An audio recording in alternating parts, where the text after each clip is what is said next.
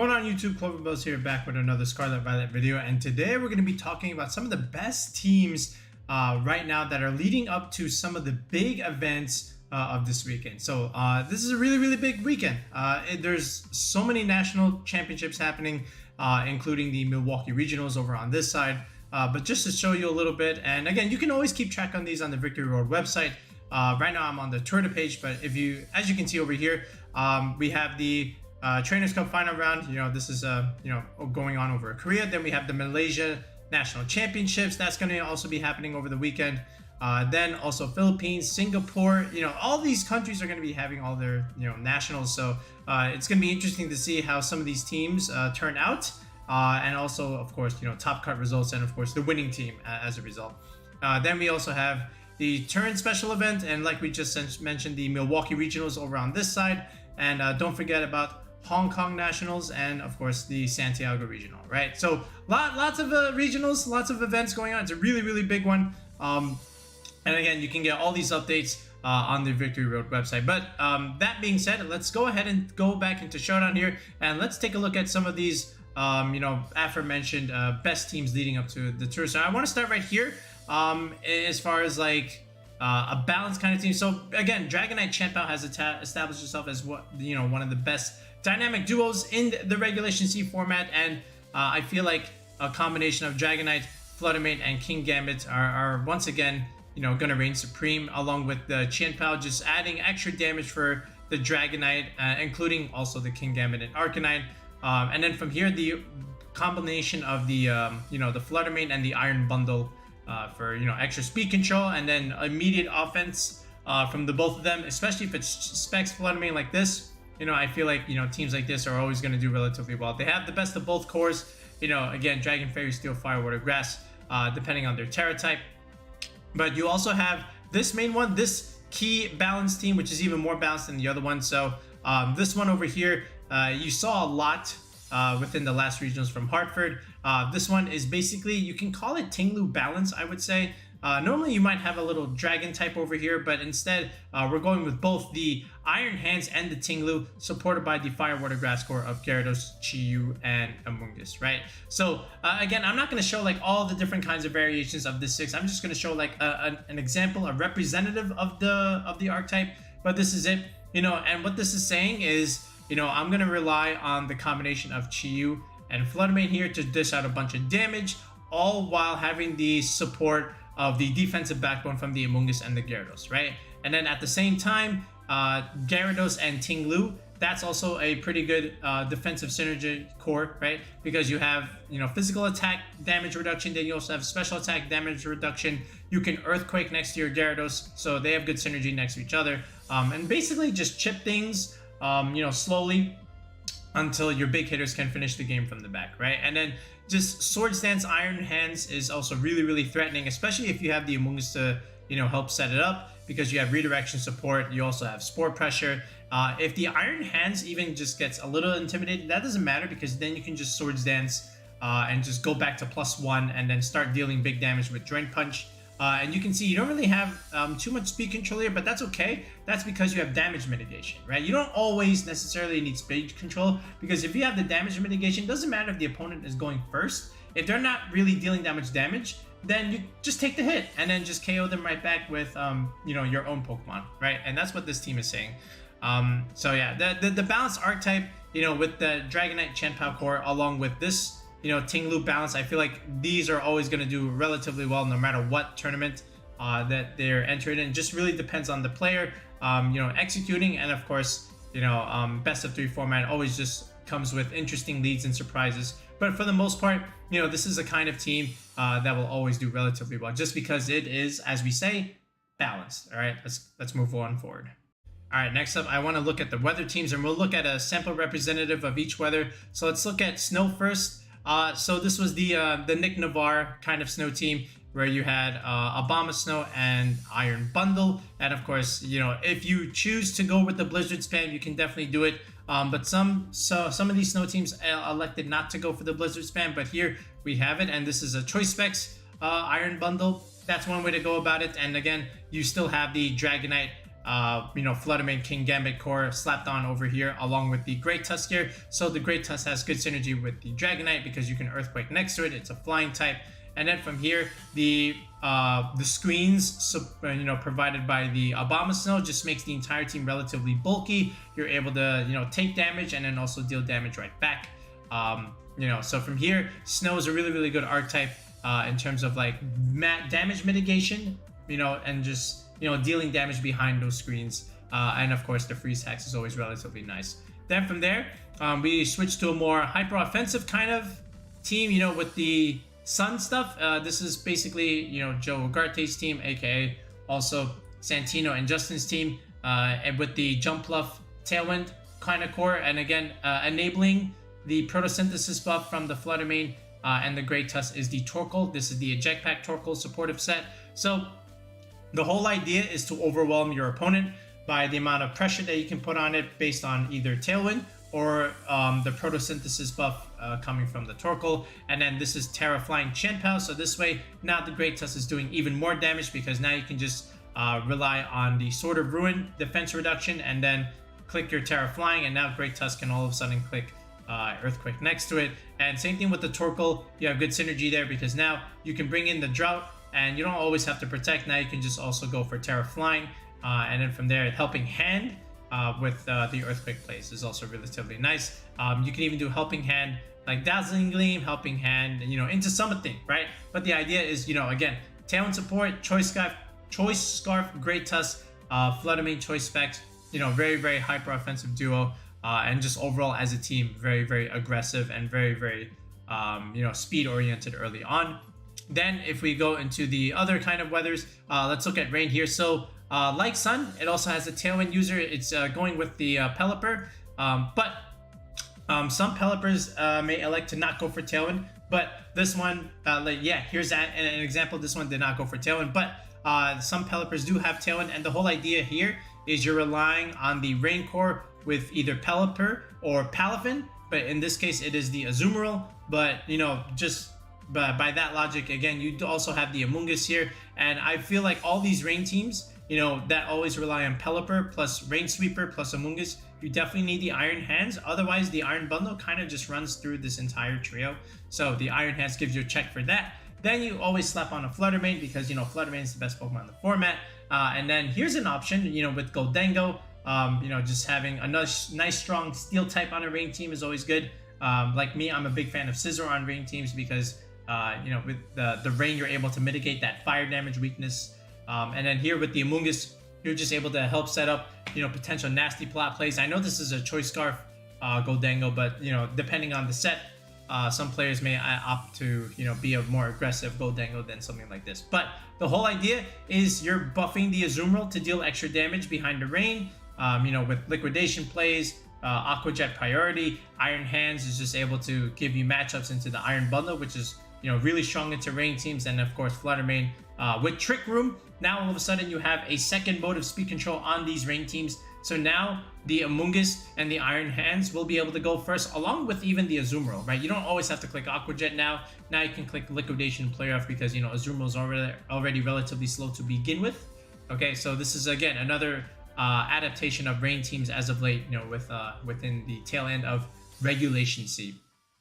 Okay, then Sand, like we also mentioned, Sand is still viable. Sand is still pretty good. It just really depends on what kind of Sand team you're running. And the most successful one right now is the one that's being paired with the Indeedee Armarouge core along with Dondozo Tatsugiri. So you basically have 3 modes of the team, okay? And depending on how you want to play it, like for example, this one has Howl, which is really interesting because now what you can do is lead Lycanroc, Dondozo together. And Lycanroc is already, relatively fast.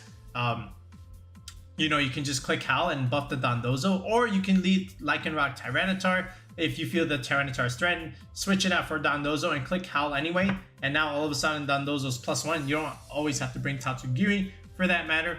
Or you can even just go with the Trick Room mode, with Indeedee Armarouge. I know Armarouge suffers a little bit because of the Dark types running around and then Ice Spinner removing the Indeedee's terrain.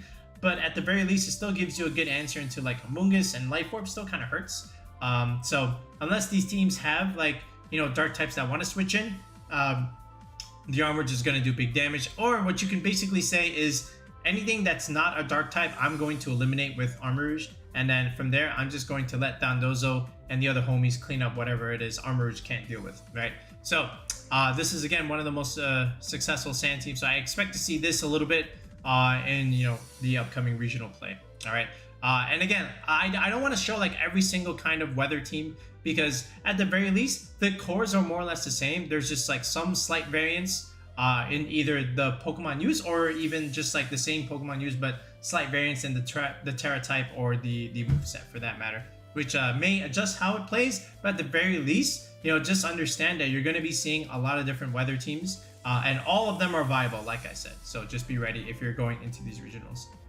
All right, next up I want to look at are the hyper offensive cores, and here's a clear example of one. I believe this one is like the James Evans one. So this one revolves around, again, Garchomp, Talonflame, and Goldango. So this is a very familiar core that you even saw in like Regulation B, where you're just able to Earthquake next to flying type, deal extra damage, and then the Chien-Pao has Terra Flying. So now you're dropping defenses and Earthquaking next to it because dealing more damage, but at the same time not hurting your Chien-Pao because of the Terra Flying. And then Iron Hands and then Iron Bundle are two very, very good Pokemon into almost everything in the format. You're able to get speed control on the Fluttermane. You're able to kill the Fluttermane with the Heavy Slam. But Iron Bundle is really good against like Palafin, Gyarados, all these other bulky water types that you may see that Talonflame or the Chien-Pao doesn't really want to deal with. So you have that. Then you also have Thunderbolt Choice Specs Goldango, which is really good into a lot of different flying types as well as some of those water types in general. So Goldango really likes Tailwind because then you can just go first click, make it rain, and you're kind of chilling. As far as like Amoonguss, this is why you have Goggles, Talonflame. You can get around it. You have Choice Scarf, Terra Grass, Iron Hands, and then Goldango is also another nice answer into the Amoonguss because of its ability. Okay, so hyper aggressive team, relying on Tailwind. This is one way to go about it.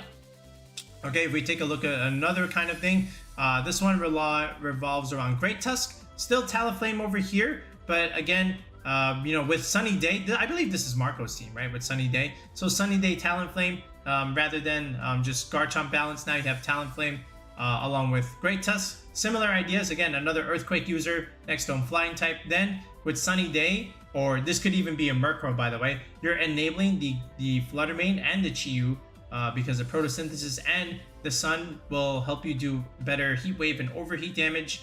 And then Iron Bundle over here, even though it doesn't do too much damage in the Sun, still can do something because of the Freeze Dry play as well as Icy Wind. So go figure that. And then the King Gambit gives you a Defiant Pokemon to use just in case players want to bring Intimidate for your Great Tusk. Okay, and it also has Terra Flying. So this way, at the same time, now you can click Earthquake next to the King Gambit, and then the King Gambit will just be able to clean up anything that is still standing with either like Sucker Punch or Assurance plays, or even like Terra Blast, Terra Flying plays. So another hyper aggressive team that you'll be expected to see. And like I said, Murkrow was the other one that you might see instead of Talonflame. Here it is, basically the same kind of team.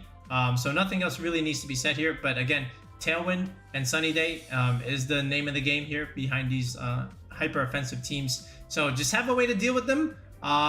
These you normally like strong defensive cores, especially with like timely terrestrializations, are able to slow these down a lot. Okay, and remember, like their Tailwind user, something like Murkrow, doesn't really put out offense. So sometimes you might not even want to kill it. Just leave it on the field and let it keep clicking like, these weak foul plays into your special attackers. Or maybe you have some big special attackers that don't want to be taking foul play. So up to you. But either way, as long as you have a good defensive core, you should be able to, position properly and slow down some of these options. But again, what do we say so far? So hyper offense. You're going to see a lot of those weather teams and a lot of those balance teams that we did show you early on. All right, then there's one more archetype that I think is still going to be strong. Okay, so these Dondozo variants are still going to be relatively good. And again, no matter what tournament has been played, I feel like Dondozo will still find a way to be able to top cut. So here we have Dondozo Tatsugiri, and it's either Dragonite plus 3 special attackers or pretty much all special attackers. So in this case, I do like the idea of Dragonite with Dondozo over here, especially with Earthquake, because what you're able to do is lead Dragonite and Dondozo, and you can click Earthquake next to your own Dragonite just because you know, Dragonite's a flying type, and then from there just deal big damage with like outrage or extreme speed. So this way, like, Dondozo is able to clean up even though it doesn't have Tatsugiri. And then at the same time, you can switch out the Dragonite, reset your choice band, and then into Tatsugiri. And then Dondozo can now put on pressure, you know, with the commander boost. And then from there, you can also lead Glimmora along with either Chiyu and or the Iron Bundle. Slow things down with Icy Wind, deal some chip damage with the Glimmora, set up your Toxic Spikes. So this way, like Dragonite or Dondozo can pick up whatever is left that has taken a lot of chip damage, right? So you'll see this a lot, either Dragonite special attackers in Dondozo, or you'll see the non-Dragonite versions, and you'll just see something like this, where Fluttermane comes back here, but you still have the either the Chiyu, Iron Bundle, and or the Glimmora, you know, either 3 or 4 of these options. But again, more or less the idea stays the same. It's Dondozo, Glimmora plus friends. So depending on how you want to play it, sure, go for it. But the idea is be prepared to still face these Dondozo teams with Glimmora. Okay, one that I also believe is still going to be pretty good are like Maushold and Annihilape teams. And here I'll give you a sneak peek. This is a team that I made that's going to be a rental for this month of June, whatever's left. So basically, I believe this was like the Paul Ruse kind of 6. Where I think he did have this exact same 6. So again, Maushold and Annihilape, you never know what they're going to do turn 1, and they're very, very good into, you know, a lot of different teams, especially with the Annihilape, you know, having Defiant, you're just deterring the Gyarados and the Arcanine completely. And then, you know, you're almost like choice specs, Fluttermane has to come, you know, because otherwise I don't know how you break through the Maushold and Annihilape stuff. And then from there, the Arcanine is aggressive here, you know, because it's adamant. Which means you're going to have a little bit more attack than normal, and you're going to have close combat. So Arcanine is going to be aggressive here. And then you have the redirection support for Goldango, Maushold. So this way you can set up those nasty plots and deal big damage with Make It Rain. And then the Maushold, again, with Friend Guard is just, you know, providing extra bulk for the Goldango. Okay, then the Roaring Moon here with Tailwind is able to give the team speed control. So this way you can outspeed potential mirror matchups. And then Annihilape is just doing Annihilape things behind the Maushold, as we all know. So this is another kind of team that you'll see, but you know, not necessarily this 6, but ideally the Maushold Annihilape concept is still relatively strong. And another team that's still pretty good is like the Orthworm team, which I'll show you next. Okay, so this one is the recent Bogota event from Colombia, and you can see there's 2 Orthworm teams in the top cut. There's one over here in 6th place. And I believe there was another one down here. Actually, there's 2 more, right? Yeah, there's one in 12th place and 13th place. So this is what I mean. So basically, the whole idea between these Orthworm teams is you have the TingLu, which is able to click Earthquake next to it. And then Dragonite also is able to click Earthquake. And then either Gyarados or the Arcanine is clicking Bulldoze next to the Orthworm. So you're getting speed control. And then at the same time, you're healing the Orthworm because of its ability called Earth Eater.